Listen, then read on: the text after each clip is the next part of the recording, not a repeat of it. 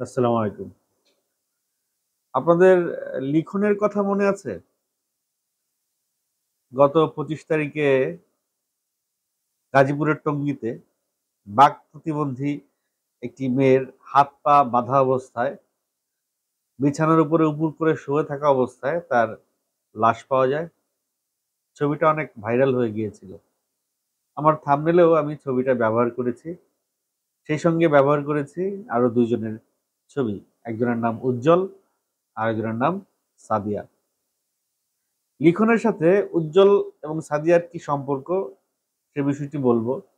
তবে তার আগে মানুষ যে ভুল ধারণা পোষণ করছে লিখনের মৃত্যু সম্পর্কে সেটি নিয়ে দুটি কথা বলে নিই। লিখন সেদিন ধর্ষিত হয় নাই। লিখন সেদিন মারা গিয়েছে মাত্র ২ কেজি চালের জন্যে। শুনতে অবিশ্বাস্য লাগছে, এটাই সত্য। যে দুটি ছবি আমি থাম্বনেইলে আরো ব্যবহার করেছি উজ্জ্বল এবং সাদিয়া, তারা ২ জন লিখনের প্রতিবেশী। তাদের সংসারে অভাব, দীর্ঘদিনের অভাব লেগেই ছিল। টানাপোড়েনের সংসার, বাজার করতে পারছিল না, খেতে পারছিল না, পেটে ক্ষুধা।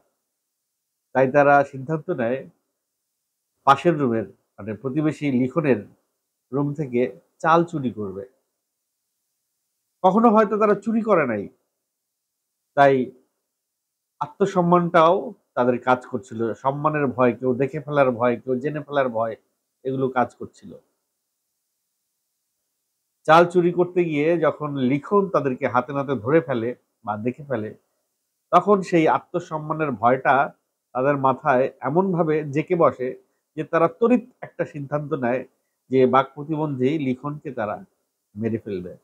ওই সময় তাদের মাথায় এই আত্মসম্মান বোধটা ছাড়া আর কিছুই কাজ করে নাই।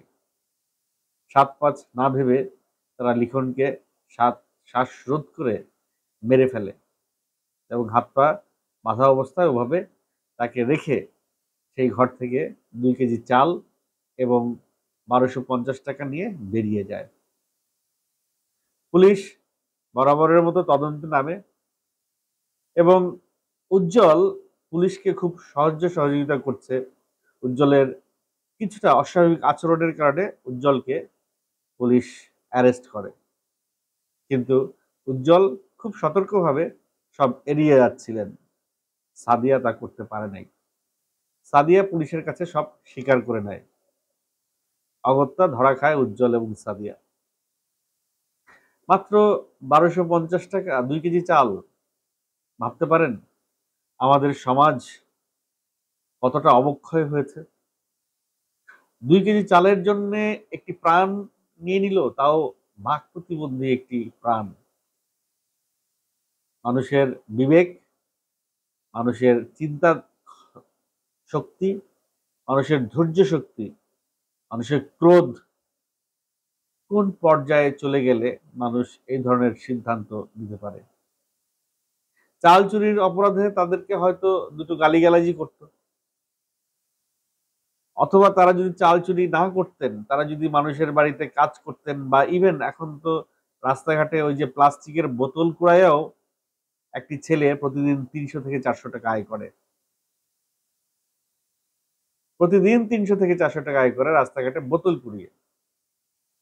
তো সেই হিসেবে ২ জন যদি রাস্তায় বোতলও কুড়াইতো তাহলেও তাদের ২ জনের এট লিস্ট ১৫ থেকে ২০,০০০ টাকা আয় করার সম্ভাবনা ছিল। কিন্তু তারা অলসতা এর এই কাজগুলো তারা কেন করেনি? সেটিও কি ওই আত্মসম্মান, মান-সম্মানের ভয়ে এই কাজটি করেনি? নাকি অলসতা? আমাদের দেশে অনেক শিক্ষিত যুবক ছেলে ঘুরে বেড়াচ্ছে চাকরি পায় না বলে। অন্য কোনো কাজ করবে না। চাকরি পায় না তাই তারা রিক্সা চালাবে না। চাকরি পায় না তাই তারা বাদাম বিক্রি করবে না। চাকরি পায় না তাই তারা পান বিক্রি করবে না। চাকরি পায় না তাই তারা ছোট কাজ করবে না। কারণ ছোটবেলা থেকে আমাদের সিস্টেম আমাদের মগজের মধ্যে ঢুকিয়ে দেওয়া হচ্ছে যে তুমি এমএ পাস করে বড় চাকরি করবে। তুমি আর কিছু করতে পারো না। এই যে ছোটবেলা থেকে কারিগরি শিক্ষা থেকে কারিগরি কারিগরি শিক্ষা থেকে আমাদেরকে বাচ্চাদেরকে দূরে সরিয়ে নেওয়ার যে অভ্যেসটা তৈরি হয়েছে, সেই অভ্যেসটার পরিণতি আজকের এই দিন। ডক্টর মোহাম্মদ ইউনূসের কাছে আমার আকুল আবেদন, অনেক সংস্কার করছেন আপনি, সবার আগে এই সামাজিক অবক্ষয়ের সংস্কারটা করুন। তা না হলে এরকম ঘটনা অহরহ আমাদের চোখের সামনে ঘটতে থাকবে, কিন্তু আমরা এর কারণ খুঁজে পাবো না।